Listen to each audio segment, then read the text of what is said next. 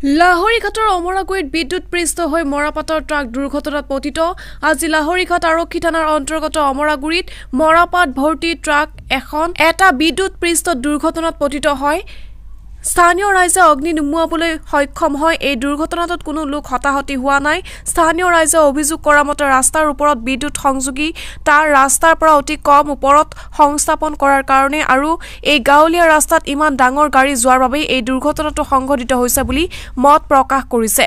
তাৰত লাগি পেলাই মানে জুইটো লাগি গৈছে পাৰত মানে কাৰেণ্টৰ তাৰটো কি হেৰিত আছিল অলপ চাপৰকে আছিল যে এইটো কাৰণে লাগি গৈছে। পিছত মানে জুইটো লাগিলে আৰু এনে গাড়ীত কি আছিলে? মৰাপাট গাড়ী কি ডাঙৰ গাড়ী নেকি? 12 চকা গাড়ী হয়। এনে মৰাপাটখিনি কাৰ আছিলে? কাদিৰৰ। ক'ত নিছিলে? এইটো ক'ত যায় সুধিলে ক'ব পাৰিম। এইটো এইখিনি জেগাৰ নাম কি? অমৰাগুৰি। আপোনালোকে মানে গম পাই পেলাই আহি পেলাই হেৰি কৰিছে? হয়, আমাৰ লোকে আহি পেলাই ৰাইজে সহযোগ কৰিছোঁ। মুচিত জনালোঁ, পিছত ফিজটো মই পেলালোঁ। ৰাইজ চবকেইটা গোট খাই পেলাই আহি পেলাই মানে এইটো বচাইছে। মোটামুটি গাড়ী এটা লোড কৰি আহি আছে। আহি থাকোঁতে বিদ্যুৎৰ তাৰ লাগি গাড়ীখন পাল্টি গাড়ী জুই লাগি গৈছে। মানে বিদ্যুৎৰ তাৰত লাগি পেলাই মানে অগ্নি সংযোগ হৈছিল। এতিয়া এই ডাঙৰ গাড়ী আছিল?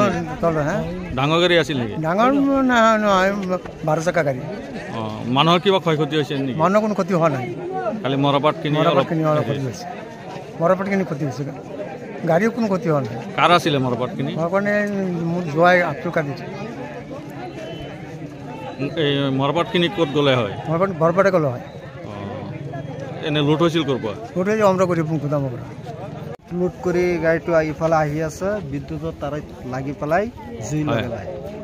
পাছত আমি বহুত মানুহ মানে পানী চানী মাৰি আছোঁ, আগুনটো নিমাব পৰা নাই।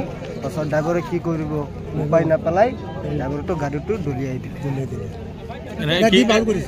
ডাঙৰ গাড়ী আছিলে? ডাঙৰ গাড়ী। News desk report, daily 24।